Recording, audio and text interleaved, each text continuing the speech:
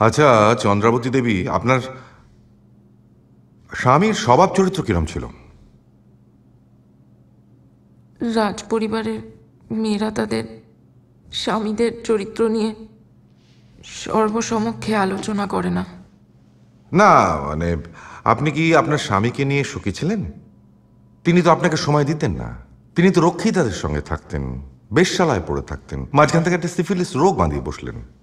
তা ধরুন যদি গায়েব হয়ে যেতেন, মানে হারিয়ে যেতেন, বৈধব্য যতই দুর্বিষহ হোক, সেই লম্পট দুশ্চরিত্র মানুষটাকে আপনি ফিরে পেতে চাইতেন?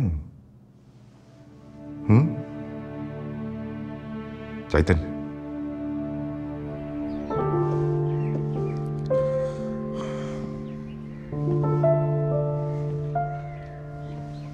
পেলে তাহলে? আমি ভেবেছিলাম হয়তো আসবেই না শেষ পর্যন্ত। একদিন পর ডেকে পাঠালে, তাই বলো কি বলবে? বসো।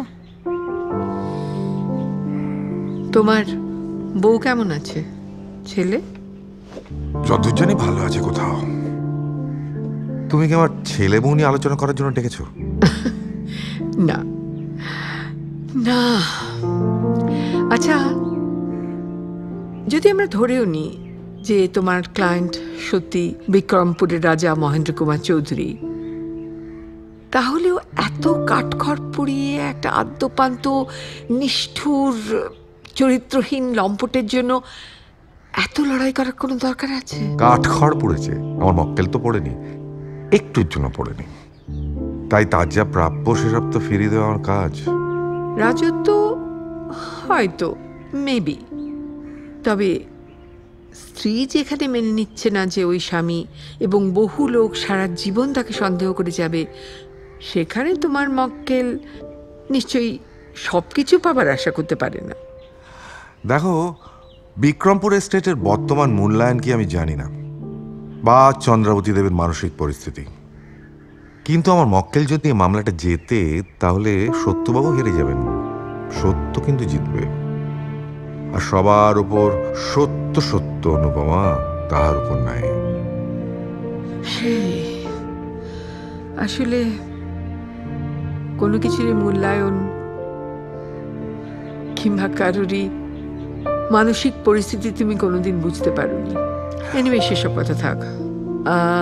কিন্তু সবার ওপর সত্যটা যদি এই হয় যে লোকটা আদপি মহেন্দ্র চৌধুরী নয়, তাহলে কিছু যায় আসে না।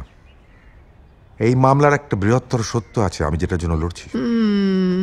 সেলফ গভর্নেন্স, ব্রিটিশদের অত্যাচার ইত্যাদি ইত্যাদি ইত্যাদি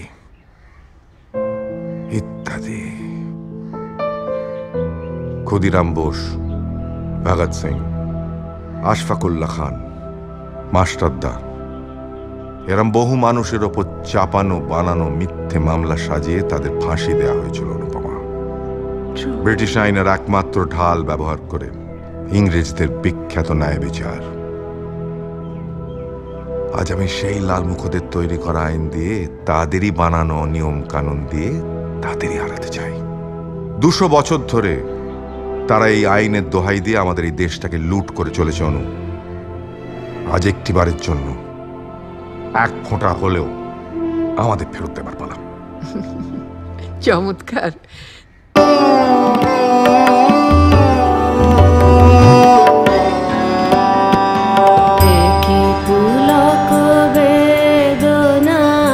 বহিছে মধু